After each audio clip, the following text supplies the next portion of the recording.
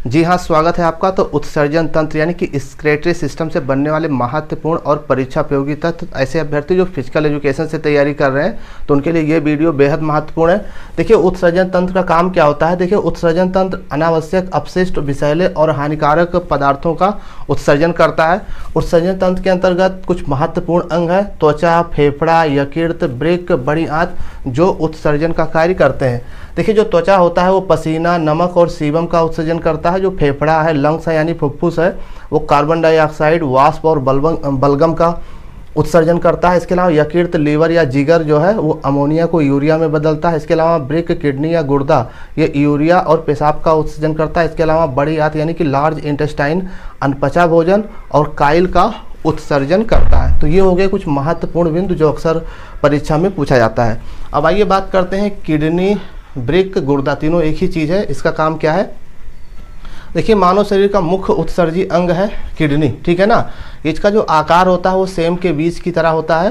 काम क्या होता है? रक्त को छानना। और इसकी संख्या कितनी होती है किडनी की? तो 2 संख्या होती है। इसका जो भार होता है 140 ग्राम का होता है। और किडनी का काम होता है जहर को निष्क्रिय बनाना, पेशाब का निर्माण करना, एसिड और बेस को नियंत्रित करना, ये किडनी का काम है। इसके अलावा जो किडनी होती है वो झिल्ली होती है, उसकी झिल्ली जो थैली होती है वो पेरिटोनियम झिल्ली में होती है किडनी।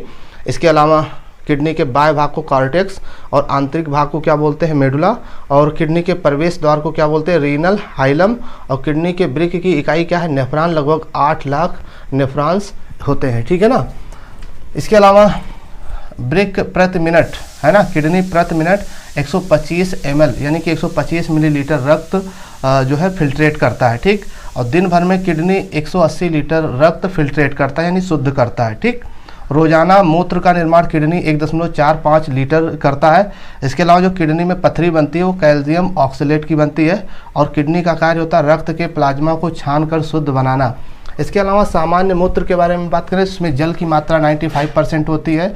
और सामान्य मूत्र में लवण यानी साल्ट की मात्रा 2% होती है। और यूरिया की मात्रा 2.7% होती है। और पेशाब में यूरिक अम्ल जो है 0.3% होता है। पेशाब यानी कि जो मूत्र होता है हल्का पीला होता है, यूरोक्रोम वर्णक के कारण होता है।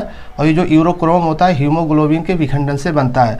और जो सामान्य मूत्र का पीएच मान होता है वो 6 होता है, ठीक है। तो ये थे स्क्रेटरी सिस्टम यानी उत्सर्जन तंत्र से बनने वाले महत्वपूर्ण और परीक्षा उपयोगी तत्व। चाहे तो स्क्रीनशॉट ले लीजिए।